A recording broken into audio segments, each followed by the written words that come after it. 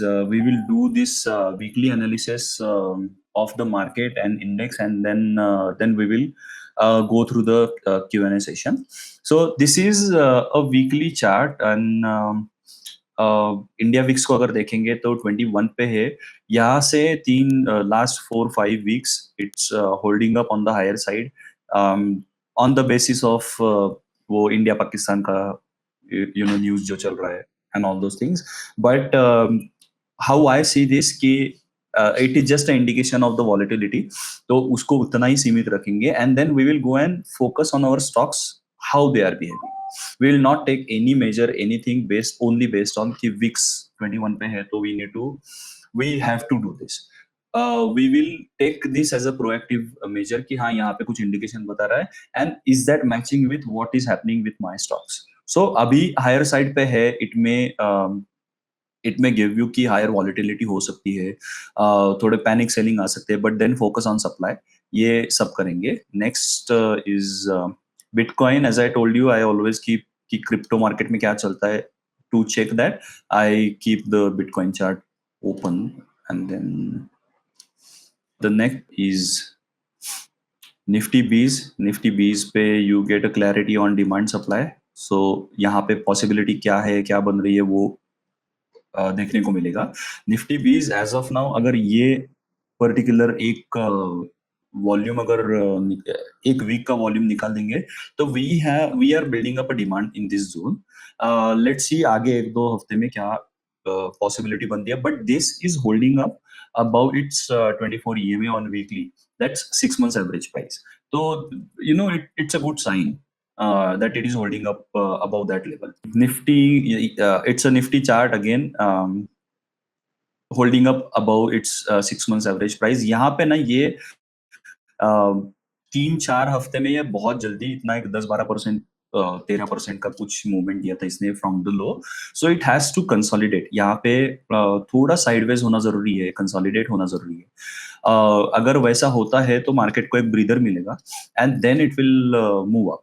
तो ये that's what is expectation. ये जो इस वीक में नेगेटिव कैंडल लगाया तो आई एक्सपेक्ट कि एटलीस्ट ये लेवल पे तो आए 23,300 और 400 के जोन में, and then it will settle down and go up. Let's see how it moves.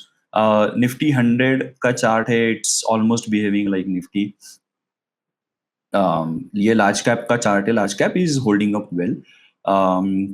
200 I generally keep it. Yeah, Nifty 500 का भी सेम चार्ट है. Nifty 500 is like a broader market.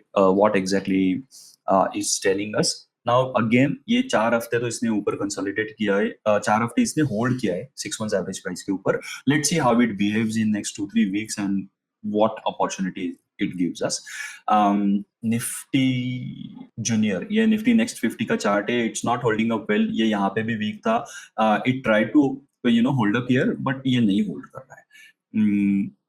Mid cap again not a great chart. ये Nifty 400 का I follow this chart क्योंकि ये broader market mix of mid cap and small cap है. Broader market का index के हिसाब से I see this chart.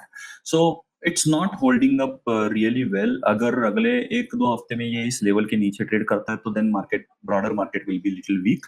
We need to watch all our position based on that.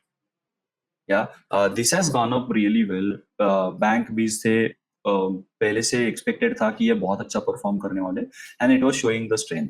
So why I was telling and I am talking about 108 EMA and 24 EMA on weekly chart. That's a 6 months average price. If you notice कि ये hold up करता है तो it gives you a good moment. Not always कि ऐसे ही moment मिलेगी, but this was a leading sector at this particular point, and then it broke all its previous level. यहाँ पे उसने साइन दिया था. तो ये 6 months एवरेज प्राइस का एक अच्छा वो है, तरीका है देखने का, यूज करने का कि how things are holding up on weekly chart. Nifty small cap 100 it's not holding up really well. Reality है, I will just change this to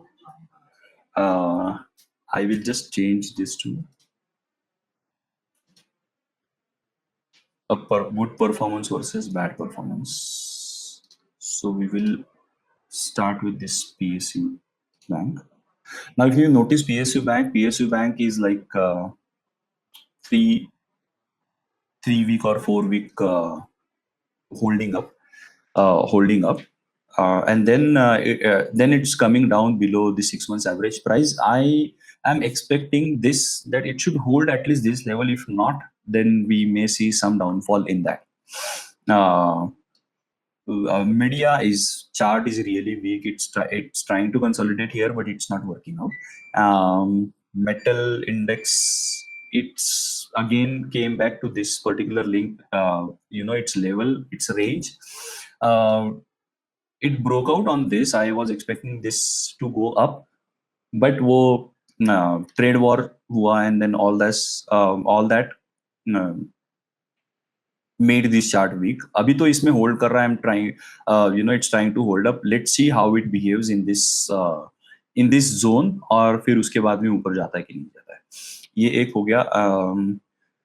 MNC, not a really great chart. Then auto, not a great chart.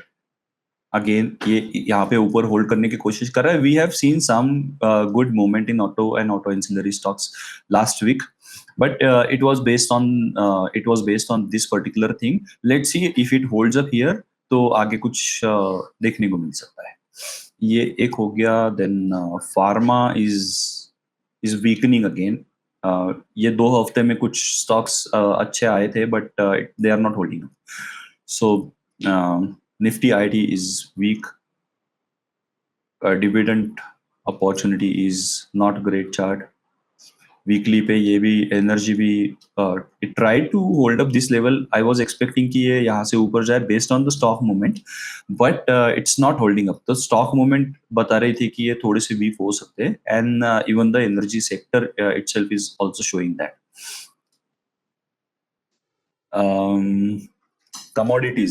Commodities is outperforming metal. It was initially behaving like same कि यहाँ से consolidate करके ऊपर गया, ये trade war की वजह से नीचे आया, and now it is holding up, but it is better than metal. तो यहाँ पे देखते हैं 2 हफ्ते में क्या opportunity बनती है, and then we will have some decent stocks into that list. FMCG not holding up well, weak है. Consumption, it's trying to hold up this level, but again it looks weak. यहाँ पे हमेशा उसको selling आ रहा है. Let's see if it holds up here 1-2 हफ्ते और, and then it after that if it goes up we will have a good gain in that. Infrastructure, इसमें ना बहुत सारे स्टॉक्स देखने को मिले थे based on the result and the demand. So it's trying to hold up this level, but ये हो सकता है अगला लीडिंग सेक्टर में आ जाए. And then we have bank Nifty. It's retracing down to this level. बहुत ज्यादा रन अप हुआ था. Service sector weakening. मेरे को लगता है ये इस लेवल पे होल्ड अप करेंगे, and then we will have a good movement, and we will have good stocks into that zone. Let's see how it unfolds. Finance है. फाइनेंस पहले से आउट परफॉर्म कर रहा था. It is just retracing back. ये week chart है नहीं, it's just retracing back. It may come to this level and then, और it may come to little bit into this zone and then go up. Reality we have already analyse. ये बहुत ही weak chart है. It's really not working out well. So ये overall sector analysis हो गया. Now we will go into Q&A and do the detail analysis of stock specific things, and we will discuss the screener also. So was this clear enough for everyone to understand what the index looks like? Yes, Ajay, quite clear. Okay, so let's now discuss. Chetan, कैसे हो? Your health was not good, you said. बाबू कैसे हो? Hello sir, नमस्ते. नमस्ते. एकदम बढ़िया, अब All right. बेहतर है. Okay, cool. RR Kabel you told yesterday, na? Yeah, correct. Can we discuss that? And what was your thought process behind that? That's I want to know.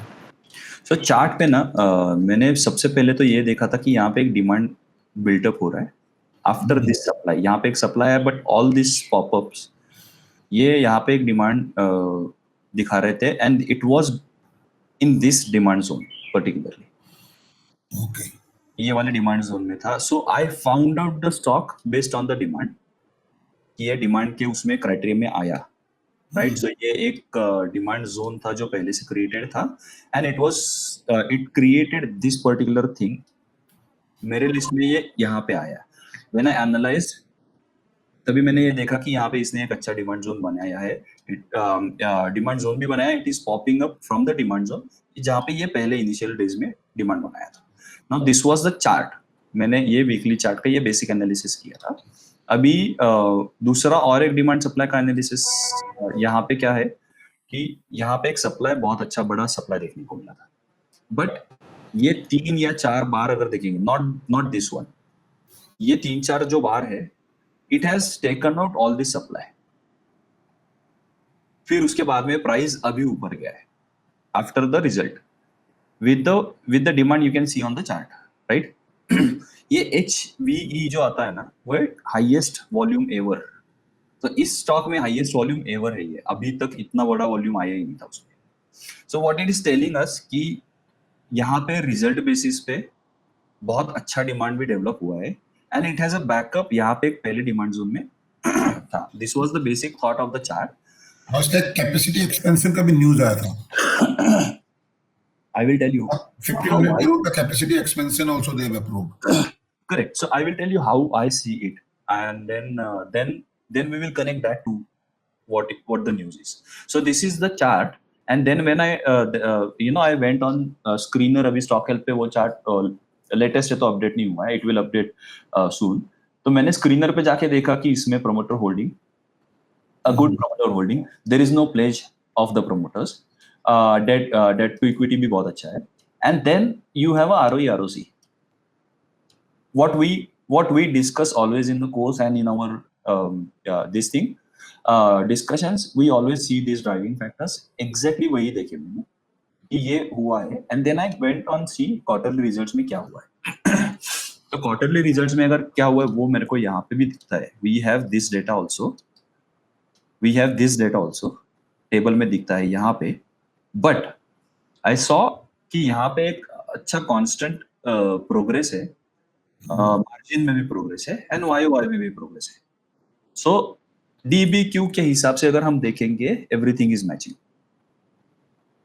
यहाँ पे बस हमें ये देखना है कि हमें लो रिस्क एंट्री कैसे मिले. तो first range we think of adding it here. यहाँ पे वीकली पे अगर देखेंगे तो ये पॉसिबली 30% की रेंज बना सकता है, ये वाली रेंज. तो यहाँ पे हमें 2 या 3 एंट्री वो अवेलेबल करके दे सकता है. So first range we added. Now we are waiting for next 2 tranches to be add. We will never rush कि ये यहीं से ऊपर जाएगा. अगर गया तो अच्छी बात है, हमें एक स्मॉल पोजीशन पे मिला, नहीं तो आगे जाके वो कहीं पे दे देगा हमें एंट्री. बट जनरली बिहेवियर ऐसा होता नहीं है. वो हमेशा एक ये वाले रेंज में आपको 2 या 3 बार तो एंट्री दे देगा.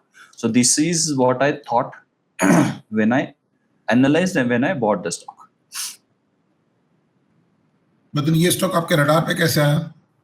वॉल्यूम से. I told you ना, I scanned the stock based on the volume. वो मेरे को ये वॉल्यूम जो पॉपअप हुआ है उसके बेसिस से वो रडार पे आया. And there is one more guy who showed this stock. वो ये लिस्ट में था, एंड उसने अपने ग्रुप पे भी डाला है कि यार देखना है करके. बट देन अगर वो नहीं भी डालता तो ये वॉल्यूम बेसिस पे रडार पे तो आ ही जाए. तो this was the basic thought behind what how I see and how I analyze. Now we will go on stock health and then industry page weekly. हम थोड़ा स्कैनर का बात कर लेते हैं. Like Rajesh, you asked me this. तो ये तो लैगिंग और लीडिंग है. मैं जनरली क्या करता हूँ, फर्स्ट फिल्टर्स लगा लेता हूँ कि मेरे को 30 डेज का ये चाहिए, 30 डेज का एवरेज वॉल्यूम चाहिए. Then I need 6 months and 3 months demand supply. I generally don't go for any EMA, but अगर लगाना है तो 180 EMA. So I save this, and then after that what I do, I really don't go into all this. ये तो सिर्फ वो 5 दिखाएगा, but what I do, I click on this. इसके बेसिस पे ना ये नीचे मेरे को स्टॉक्स मिल जाएंगे. First thing I do is RRG, ये इम्प्रूविंग वाले कौन से. Okay. या सो ये दो बेसिक फिल्टर तो हमेशा रहेंगे कि अपना मार्केट कैप जो है मेरे को 500 के ऊपर चाहिए, above 500. Often 30 day average volume would be 1 lakh, 1 lakh. Yes. Right. तो ये दो बेसिक क्राइटेरिया हमेशा चाहिए, हमेशा. एंड देन उसके बाद में I will go and then I will do improving. So I will have this stock IndiGo in my list. मैं उसको लिस्ट आउट करूंगा. I do this for every industry. तो ये अभी मेरा ऑटो का हो गया ना, एयरलाइन का हो गया. अभी ऑटो कंपोनेंट्स में I will just click. If I see मेरे को कुछ मिल रहा है, नहीं मिल रहा है, आई विल गो ऑटोमोबाइल. मेरे को कुछ मिल रहा है, हाँ ये 4 stock mill. I will have this list. Okay. एक वो मैं आइदर एक्सेल बनाऊंगा, कुछ करूंगा उसमें. नहीं तो चार्ट पे जाके मैं अगर देखता हूँ कि इसका चार्ट में मेरे को यहाँ पे अगर देखना है, open this into the list. यहाँ पे मैं डिटेल एनालिसिस उसका कर सकता हूँ. I can see the industry volume also. So यहाँ पे हो क्या रहा है, on the basis of only on the basis of RRG वाला filter I am getting improving. And then I will go and analyse कि ये स्टॉक यहाँ पे क्या कर रहा है. On the chart I will C demand supply में क्या कर रहा है. So like this I will filter out all the stocks from all the industries. Example, so मेरे पास मान लो कि 100 स्टॉक्स मिल गए, ये सब करके, ये इम्प्रूविंग वाला लगा के. तो 100 स्टॉक्स में मेरा फर्दर फिल्टर रहेगा, डिमांड सप्लाई क्या कर रहा है, फंडामेंटल्स क्या है, क्वार्टरली रिजल्ट्स क्या है. So you will get less number of stocks after all the filtration. And this process doesn't take more than, let's say अगर आपको एक साथ सब कुछ करना है फाइनल लिस्ट निकालने के लिए, तो 1.5 से 2 घंटे का टाइम जाएगा. So on every weekend if you do this, more than enough for you to take the number of stocks in the list and take out those which are not working for you. Nice. So very simple. I mean, this is just one thing. Okay, now you can do this कि मैंने base criteria वही रखा. I will just remove this filter and I will put up कि यहाँ पे मेरे को sales में growth कौन सा रहा है. अगर नहीं वैसे करना है तो you can go here and then demand supply basis पे 1 का फिल्टर लगा लो कि मेरे को 1 का फिल्टर तो चाहिए, यहाँ पे भी 1 का फिल्टर चाहिए. मतलब at least it should be greater than 1. उसके बाद में आपको अगर वीकली चेंज देखना है या फिर वीकली डेली वॉल्यूम चेंज देखना है, तो हाईएस्ट टू लोएस्ट उसको करो. सी नाउ इफ आई सी कि डेली बेसिस पे करूर वैश्य बैंक में मेरे को 200% वॉल्यूम है करूर वैश्य बैंक में, तो I will go check this कि यहाँ पे एग्जैक्टली क्या हो रहा है. Okay. Understood. So then you will have more stocks based on demand supply. So ऐसा अलग अलग लगाओ, but don't mix all these filters. What ये purposely मैंने क्या किया है ना, you do this technical stuff. Either you scan stocks by technical thing. अगर नहीं है तो you do a scan by key fundamentals और quarterly results. ये तीनों अलग अलग करके फिर आप scan करो. Then you will have more number of stocks to go deeply into that. But Ajay, just one question. Yeah. If I have my universe, does this system gives me the liberty to scan stocks from my watch list? जैसे for example मैंने एक अपना watch list बनाया है, right. 200 stocks का for example है, बड़ा universe. Correct. वो उस स्टॉक्स उस वॉच लिस्ट को स्कैन करेगा? नहीं, उस वॉच लिस्ट को स्कैन नहीं करेगा ये. Because what is happening, our base scan is industry. Our base scan is not stock. हम उस इंडस्ट्री को ढूंढने की कोशिश कर रहे हैं कि जो इंडस्ट्री, लेट्स से मैं बाकी कुछ भी नहीं देखता हूँ. एग्जांपल, मैंने यहाँ पे ऑटोमोबाइल लगाया and I can see here the automobile is improving industry. Yes. You can see here. Yes. Now, why do you want to go to something else which is not improving or which is lagging? Let's say example. Yes. So always stay in the zone जहाँ पे ये improving में हो, leading में हो, चलेगा. आप leading industry को देखो और उसमें से इम्प्रूविंग स्टॉक्स को देखो. You will always get out performing stocks. ये कॉम्बिनेशन है. सो आई डू दिस कि ये मैं हमेशा ये देखता हूँ कि यहाँ पे जाओ, देखो यहाँ पे क्या हो रहा है, and then I will find यहाँ पे इम्प्रूविंग दिखा रहा है. Let's say anything which is leading. यहाँ पे कौन सी थी लीडिंग में, लाइफ साइंस टूल्स एग्जांपल.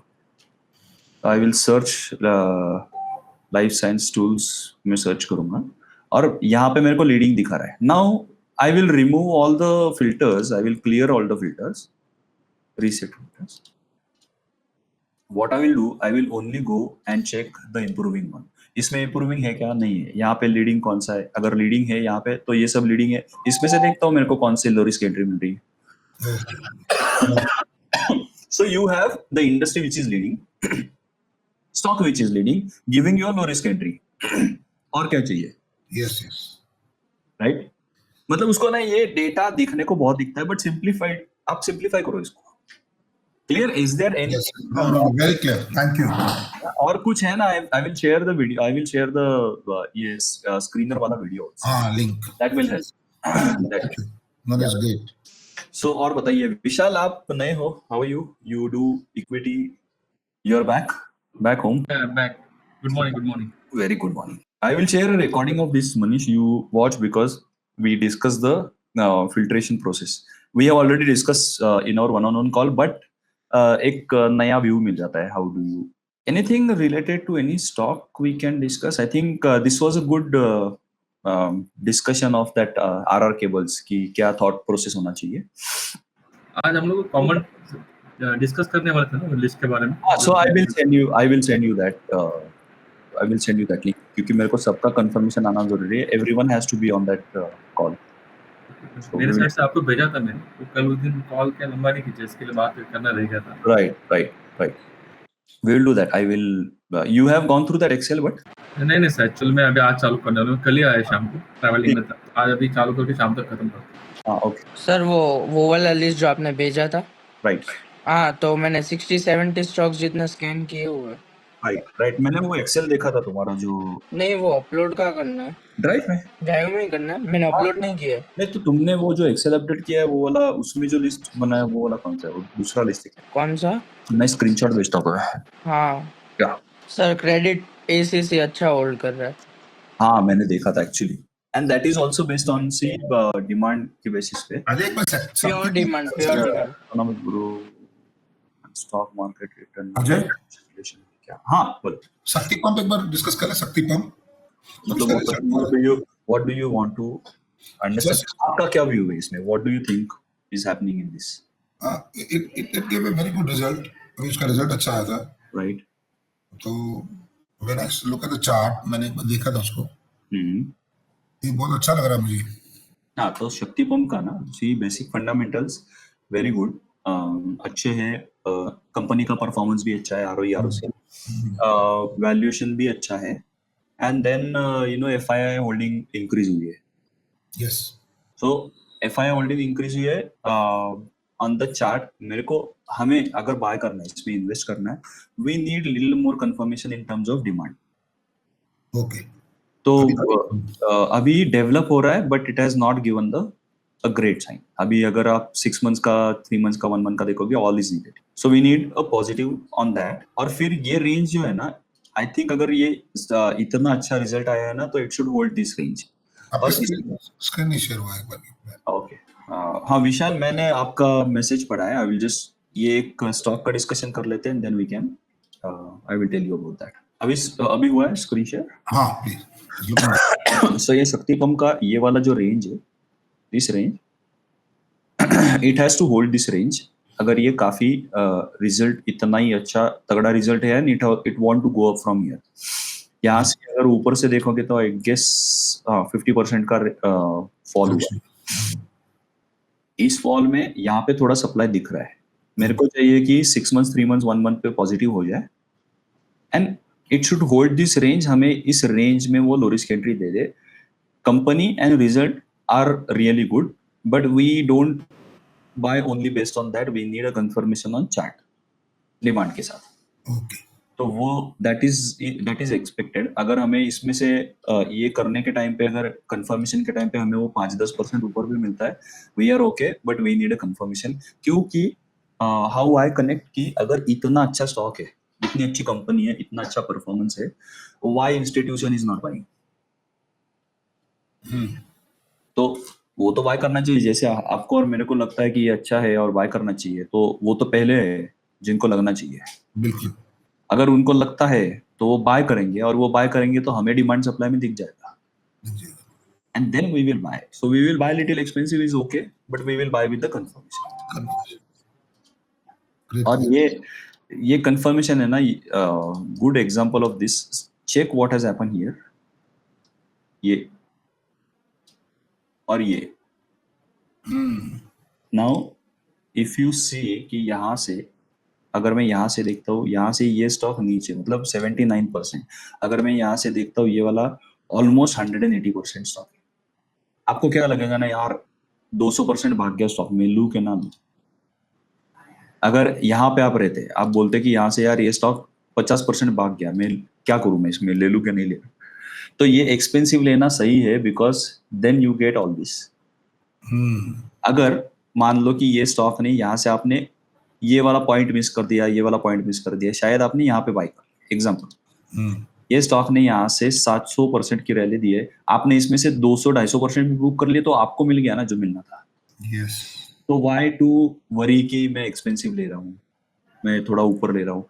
ये ले रहे हो ऊपर, लेकिन कंफर्मेशन के साथ ले रहे हो. You need that confirmation. So you are buying expensive, मतलब यू नो वो कॉस्ट उसका है, कंफर्मेशन का कॉस्ट है वो expensive, but we need that cost. It's okay to spend that. तो ये हो गया generally. I mean this was sir Elecon देखो, एलेकॉन मनीष, एलेकॉन फेवरेट स्टॉक है. गुड स्टॉक है बाय द वे, वो अच्छा, बहुत अच्छा एंट्री लिया. नाउ यू सी, मैं थोड़ा सा लिया था और तो प्रॉफिट बुक में निकल गया. ये सब प्रॉब्लम के पीरियड में मुझे लगा वापस नीचे आएगा, लेकिन वो स्ट्रांग खड़ा है. ये सब इट इज वेरी स्ट्रांग. मेरे को क्या लग रहा है ना मनीष, आई फील कि यहाँ से ये वाले रेंज में ना, ये you mark this as a supply zone also. ये सप्लाई जोन मार्क किया था, तो यहाँ पे ना थोड़ा सा एक रिट्रेसमेंट पॉसिबल है, और आना भी चाहिए. अगर इसको ये स्टॉक को ऊपर जाना है तो बेस्ड ऑन ऑल दिस, तो ये थोड़ा सा रिट्रेस होना चाहिए. यहाँ पे एक बाइंग अच्छी देखने को मिल सकती है. उसी थ्योरी में निकल गया था कि मुझे लगा यहाँ से रिट्रेस होना चाहिए. इतना हो जाएगा. अच्छा है, कंफर्मेशन वेट करोगे तो फिर वापस थोड़ा लॉस करके आना पड़ेगा. मैं वहां से निकला बात. हाँ, तो मैं अभी के एनवायरनमेंट के हिसाब से it is good to book profits, क्योंकि वॉलेटाइल है. वो कभी भी 5-10% नीचे गिर जाएंगे तो ऐसा लगेगा कि यार मैंने बुक करना चाहिए. आपने जो बोला महंगा लो, इसमें मैंने देखा था महंगा नीचे आया है तो मैंने ले क्या रखा. रिजल्ट के बाद ऊपर भी आया. नहीं मनीष, महंगा लो मतलब वो ऐसे वाले जोन में महंगा लो. अच्छा, जो 30% वाला रेंज है ना अपना, उसमें महंगा लो. ये वाला जो है ना, वो उसने रेंज ही नहीं बनाया. उसने वो ऊपर से नीचे फॉल हुआ है 40%, और यहाँ से सीधा निकल गया. हमें एंट्री का मौका कहाँ दिया है वर्सेस ये वाली रेंज. देखो ये वाली रेंज में वो 26 सेम 30% की रेंज है, but how much time it has spend. ये यहाँ से अगर देखोगे, यहाँ से यहाँ पे देखोगे, जब उसने ब्रेक किया, it has almost spend 6 months, 30 bars है, मतलब 30 वीक्स का टाइम है. उसने ये वाला टाइम इधर दिया ही नहीं ना. नीचे थोड़ा बहुत रुका है, वॉलेटाइल है ना, ये यहाँ से सप्लाई है, नीचे आ रहा है, यहाँ से ऊपर भी जा रहा है, तो कुछ मतलब पोजीशन बनाने के लिए अपने को कुछ दिया ही नहीं. हमें इन्वेस्टमेंट के लिए चाहिए तो ये वाली रेंज चाहिए, ऐसी वाली रेंज चाहिए जो, और वॉल्यूम, मतलब you can see the demand. अगर स्टॉक को ऐसा करोगे तो यहाँ पे देख रहे हो क्या हो रहा है, ऑल दिस. सो वो महंगा लो, लेकिन इस वाले रेंज में महंगा लो, चलेगा. ऐसे वाले रेंज में महंगा. स्विंग के लिए तो ठीक था, ये स्विंग कर लिया. हाँ बस स्विंग के लिए ठीक था.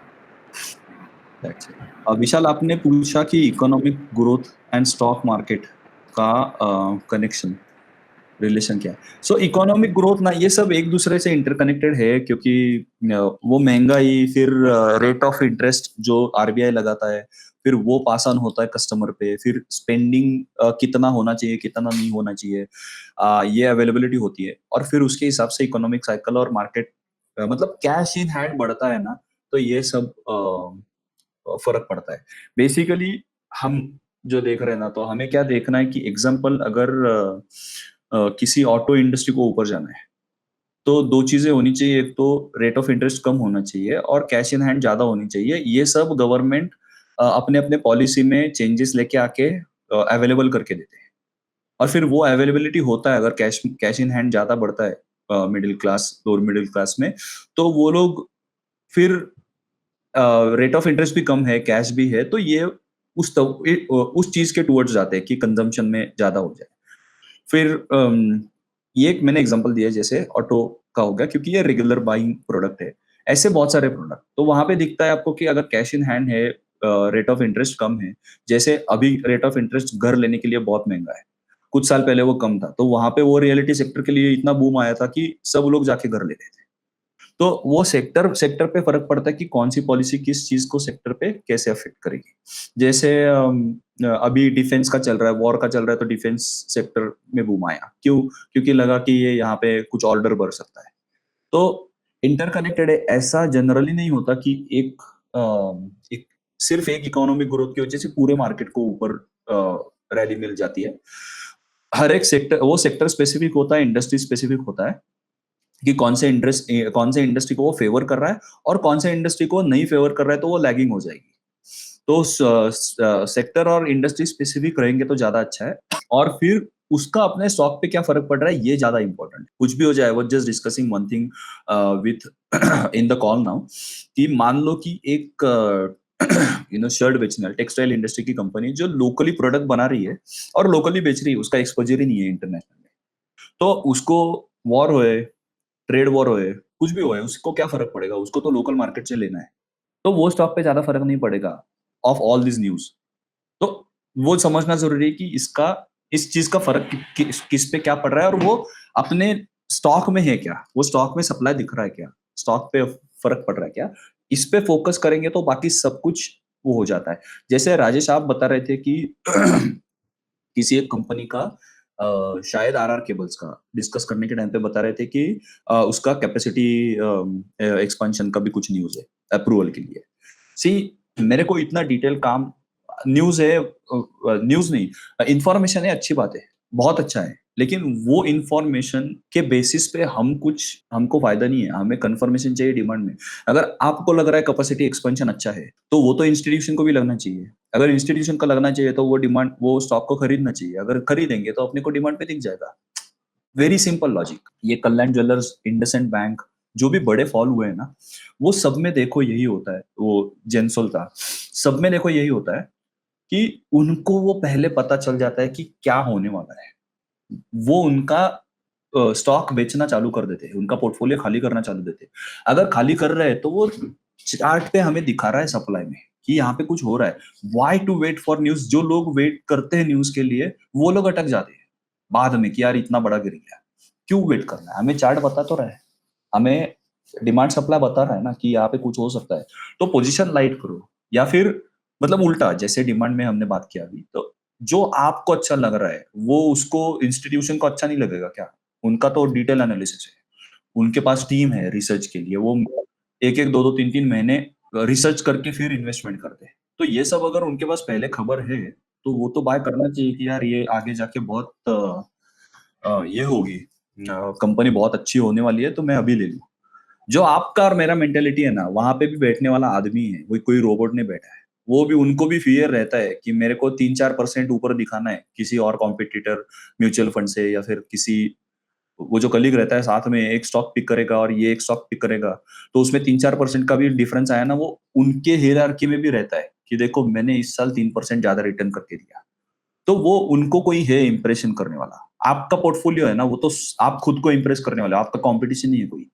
उनके बीच में कंपटीशन है with in the company and inter company also. तो वो लोग ये सोचते हैं कि मैं कैसे ज्यादा परफॉर्म करूं। तो उस मेंटालिटी में भी, उनमें भी फियर ऑफ मिसिंग आउट रहता है। वो आपको डिमांड में दिख जाएगा, चार्ट पे दिखता है कि यार यहाँ पे ना इंस्टीट्यूशन बोले बहुत बाय कर रहा है, भर भर के बाय कर रहा है। जब भी, जैसे वो क्रेडिट एक्सिस ग्रामीण वाला है ना, अच्छा एग्जांपल है। अभी उसका फंडामेंटल्स और क्वार्टरली रिजल्ट्स ऐसा टर्न अराउंड नहीं हुआ है, मतलब अभी मैंने रिसेंटली देखा नहीं, लेकिन जब भी लास्ट एनालिसिस किया था तभी ऐसा कुछ टर्न अराउंड नहीं हुआ है। लेकिन चार्ट पे तो दिख रहा है ह्यूज डिमांड है। तो मतलब उनमें कुछ तो न्यूज है, और इंस्टीट्यूशंस, विद इन इंस्टीट्यूशंस उनको फाइट है कि मैं, मेरे पास क्वांटिटी अच्छी होनी चाहिए, मेरे पास होनी चाहिए। अब वो जब भी रिजल्ट पे आएगा, सब कुछ अच्छा दिखेगा, चार्ट पे अपने को लो रिस्क एंट्री दे देगा, हम ले लेंगे, थोड़ा महंगा हो जाएगा। लेकिन वहां से वो ऊपर जाएगा ना, क्योंकि उन्होंने इतनी भर के क्वांटिटी ली है, उनके पास कुछ तो न्यूज रहेगी। तो हम डिमांड सप्लाई को इस चीज के लिए फॉलो करते हैं, हम बाकी कुछ चीज के लिए फॉलो नहीं करते। सो ये इसीलिए स्टॉक स्पेसिफिक रहो। ये कौन सा बोल रहे हो? जेंसोल? जेंसोल क्या यार, ये तो मतलब बर्बाद ये है। अभी ये मैं बात कर रहा था कि आप यहाँ पे देखो, ये वाला यहाँ पे अगर सप्लाई देखोगे, ये वाला सप्लाई, तो आपको सप्लाई इस रेंज में दिख रहा है ना। चार्ट जब ऊपर गया, यहाँ से चार्ट जब ऊपर गया है ये वाला, यहाँ पे डिमांड कहाँ पे है? यहाँ पे है ही नहीं डिमांड ना। तो ये मैनिपुलेटेड अपमूव था। तो हुआ क्या, यहाँ से स्टॉक सप्लाई के साथ नीचे आया, ऊपर गया तो डिमांड नहीं था। उसने, ये स्टॉक ने आपको इस वाले रेंज में कितनी बार मौका दिया निकलने का, लेकिन नहीं। फिर लोग न्यूज के लिए वेट करेंगे, फिर वो यहाँ पे सर्किट हो गया, 25% गिरा, फिर आगे वापस 25% गिर गया। तो ये सप्लाई जो है वो आपको पहले दिखा देगा एग्जैक्टली क्या हो रहा है। आप इसको एक मिनट, अगर आप इस सप्लाई को नहीं पकड़ पाते हो ना, तो आप और एक चीज कर सकते हो कि वो 108 EMA मतलब वीकली पे 24 EMA को अगर क्रॉस डाउन करता है तो निकलो, या फिर लाइट करो पोजीशन, कुछ तो करो। यहाँ पे एक्शन लेना जरूरी है। We have seen many stocks जो अभी भी नीचे है पोर्टफोलियो में, लेकिन उनमें सप्लाई नहीं है, इसके लिए होल्ड करो। लेकिन ऐसा कुछ सप्लाई अगर बड़ा दिखता है तो निकलना is important. You got my point Vishal? चलो सही है, बढ़िया है, बढ़िया है। सो अगर मैं ना एक वीडियो बनाने का, I will just try to make a video on कि अभी के कंडीशन में हम क्या कर रहे हैं। जो कॉल्स होते हैं ना 1-on-1, उसमें तो हम डिस्कस करते हैं मनीष, कि जो क्वार्टरली रिजल्ट्स वाले हमको एनालाइज कैसे करना है, और वो लिस्ट भी मैंने शायद शेयर की सबके साथ, जो उसको एनालाइज करो और फाइंड आउट दोज। मेरे को सबके आए नहीं है अभी तक। Work on that list, important है। उसमें से बहुत सारे स्टॉक्स है जो हम ऐड करेंगे आगे जाके कंफर्मेशन के साथ। तो वो लिस्ट देखना और उसको एनालाइज करना एक एक्सरसाइज है, और वो करो क्योंकि ये पीरियड वापस नहीं आएगा। So put your head on that, थोड़ा टाइम निकाल के उस पे काम करो। I think that will help a lot. भाऊ आपका एक्सरसाइज कम पड़ रहा है। सर वो जो लिस्ट डाली थी उसमें अच्छे रिजल्ट वाले स्टॉक की सब अच्छे रिजल्ट वाले नहीं है, सिर्फ रिजल्ट वाले स्टॉक्स है जिसमें से आपको स्टडी करना है और निकालना है कि अगर आपने कोई स्टॉक निकाला है तो क्यों निकाला। तो वो एक्सरसाइज बहुत इंपॉर्टेंट है। चलो, so let's end this life and then see you in